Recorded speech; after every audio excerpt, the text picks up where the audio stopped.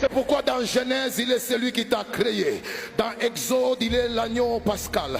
Dans Lévitique, il est celui qui a été sacrifié pour toi. Dans Nombre, il est celui qui connaît chaque tribu nom par nom. Dans Deutéronome, il est celui qui est le prophète du peuple. Et dans Josué, il est celui qui t'amène de l'esclavagisme vers la terre promise. Dans Juge, il est le grand conquérant. Dans 1 Samuel et 2 Samuel, il est celui qui appelle les gens dès l'enfance. Et dans 1 roi et 2 rois, il est celui qui te donne la victoire sur les ennemis qui t'ont écrasé autrefois. Dans 1 Chronique et 2 Chroniques, il est le grand archiviste.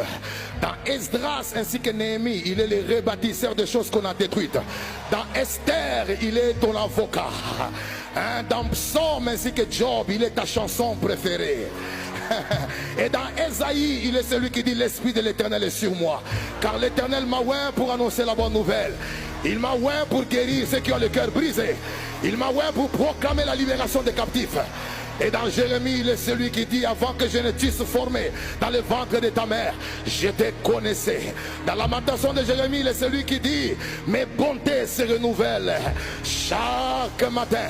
Dans Ézéchiel, il est celui qui dit même si tu es resté comme les ossements desséchés, je peux ramener la vie en toi. Je peux ramener la vie en toi. Dans Daniel, il est celui qui se présente comme le 4e homme dans le feu. Et dans Osée, il est celui qui dit mon peuple périt faute de connaissances. Dans Jonas, il est celui qui dit même si les poissons t'avaient avalé, je les commanderai, je lui donnerai l'ordre de te vomir. Et dans Habakkuk, il est celui qui dit même lorsque la prophétie tarde, attends-la car elle s'accomplira. Dans Joël, il est celui qui dit dans les derniers temps, je répandrai de mon esprit sur toute chair. Les jeunes filles prophétiseront, les jeunes gens auront des visions et les vieillards auront des songes.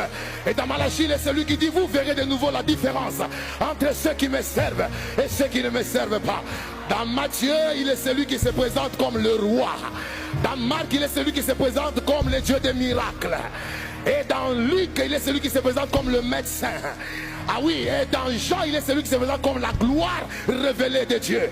Dans Actes des Apôtres, il est celui qui descend par le Saint-Esprit. Et dans Romains, il est celui qui dit je n'ai point honte de l'évangile, car l'évangile est une puissance qui sauve. Dans 1 Corinthiens, 2 Corinthiens, il est celui qui te donne la grâce de vivre l'enlèvement au son de la trompette. Et dans Éphésiens, il est celui qui dit autrefois nous étions loin de Dieu, mais maintenant en Christ nous sommes devenus proches de lui. Tu me donnes un bon amen, j'avance.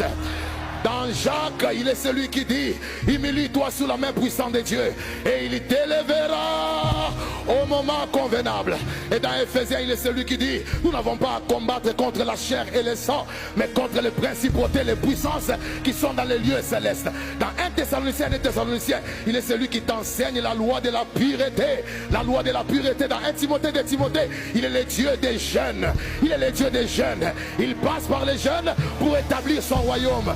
Dans 1 Jean, 2 Jean, 3 Jean, il est le Dieu qui dit je souhaite que tu sois prospère à tous égards, qu'on prospère l'état de ton âme. Dans Jude, il est celui qui fait grâce à tout celui qui s'approche de lui comme un père responsable. Et finalement, dans Apocalypse, il est l'alpha